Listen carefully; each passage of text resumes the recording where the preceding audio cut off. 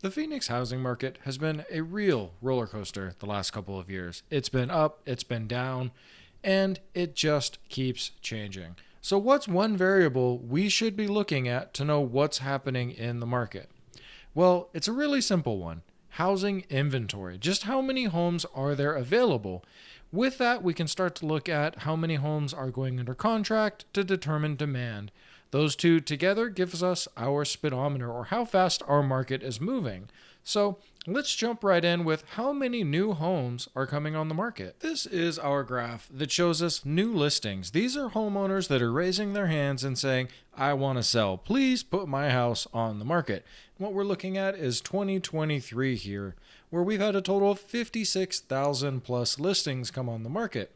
Now, when you say that, it sounds pretty good, but let's take a look at what the Fred has to say about our total active inventory real quick before we come back to that. And here we're looking at the Fred website. And what we see is we go all the way back to July 16th of July of 2016, excuse me. And you can see that we kind of just roll along here until the occurs right here, and then boom, we drop down to what was virtually nothing, or at least it felt that way in perspective to how many people are in this marketplace. Then, as we've talked about, in 2022, March, April, May, it was like, oh my goodness, all the way to the moon. Well, you would think, but when you go all the way back here to 19, 18, 17, 16, that's not exactly the moon like everybody thought. And since then, we have been coming down off of that landing zone. Not so great. So going back to those new listings, those are the sellers that are bringing the homes on the market. And looking at that Fred data, that says that, well, the homes are selling because the inventory is going down. So where may those listings be going? Well, they're not coming on. That's the big problem. Here's 2022, and we had that gigantic surge. And you can see about the same time, 2022, there were 82,000 listings. Let's go ahead and simplify things, and I'm going to add all the years back to 2001. And what you see is a really, really, bad pattern. What that is we are not bringing as many homes on the market.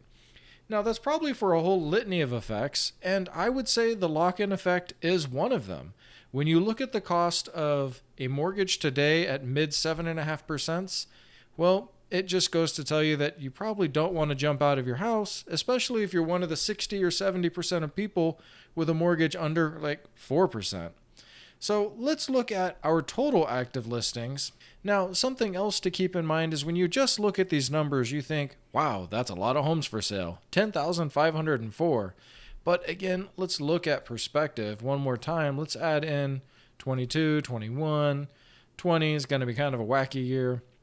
And what you start to see is we really don't have a whole lot of inventory.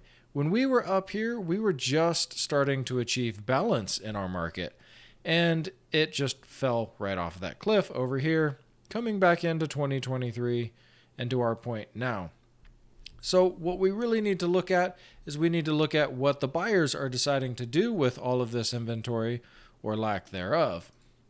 And we start to see a very similar pattern to what sellers are doing. This brown line here, this is homes going under contract.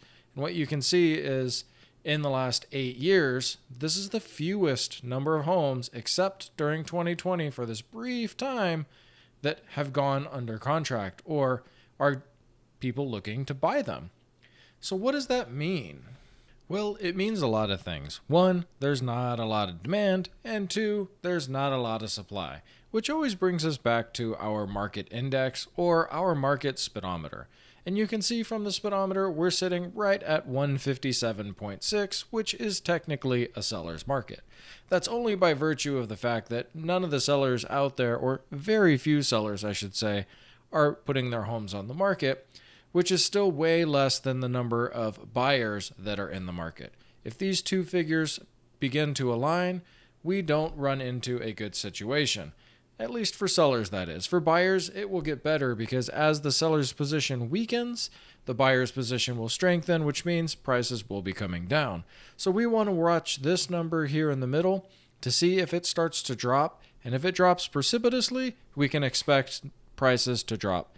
If it just comes down and these two stay relatively balanced, things are going to be, well, balanced and not quite move like everybody thinks it's going to out there in the scary world of propagandizing our market.